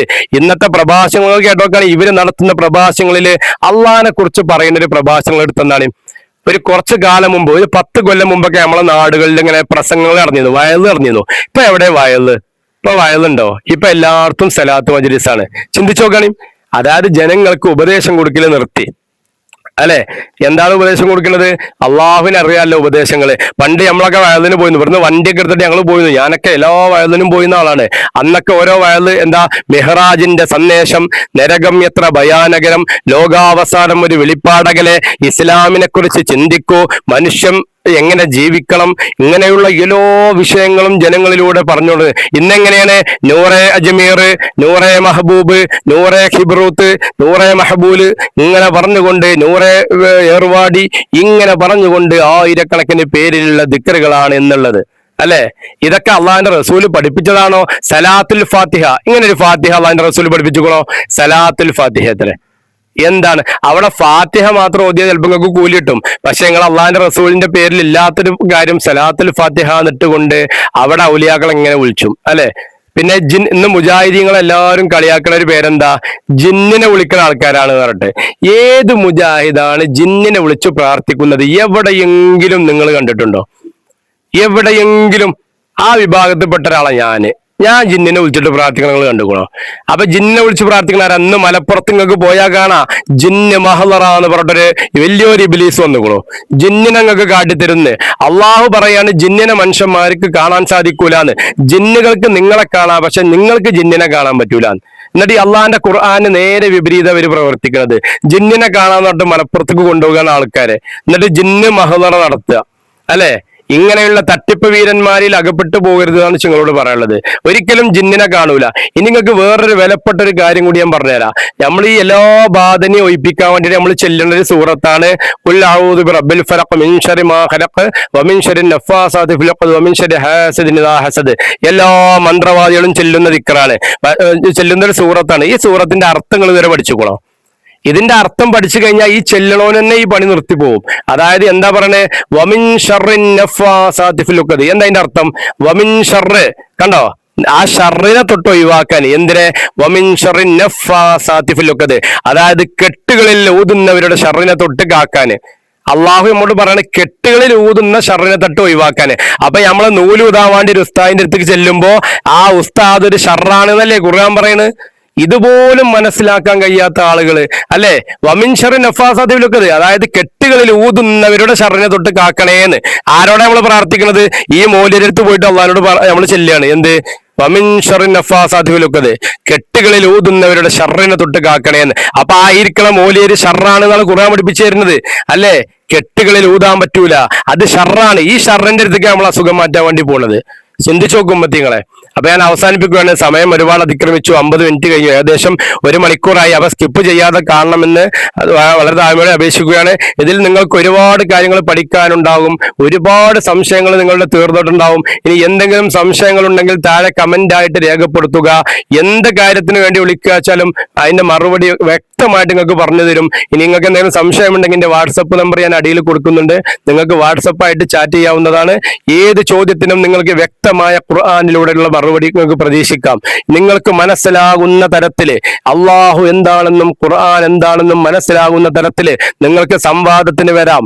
നിങ്ങൾക്ക് ഏത് പണ്ഡിതന്മാരിത് കേൾക്കുന്നുണ്ടെങ്കിലും നിങ്ങൾക്ക് സംവാദത്തിന് വരാം. 10ാം ക്ലാസ് വരെ ഞാൻ പഠിച്ചിട്ടുള്ളൂ, പക്ഷെ അള്ളാഹിന്റെ ഖുർആൻ എന്റെ കയ്യിലുണ്ട് എന്നുള്ളത് ധൈര്യം എനിക്കുണ്ട്. ഈ ഖുർആൻ എന്റെ കയ്യിലുണ്ടെങ്കിൽ നിങ്ങൾക്ക് ഒരിക്കലും തോൽപ്പിക്കാൻ കഴിയില്ല എന്ന് വെല്ലുവിളിക്കാണ് ഇവിടെ. ഏത് പണ്ഡിതന്മാർക്കും വരാം, മനസ്സിലായോ? ഏത് എന്റെ വാട്സപ്പ് നമ്പർ അതിന്റെ അടിയിൽ കൊടുക്കുന്നുണ്ട്, നിങ്ങൾക്ക് വന്നിട്ട് സംസാരിക്കാം. ഒരാളും എന്നോട് ഈ വിഷയത്തിന്റെ പേരിൽ ദേഷ്യപ്പെടരുത്.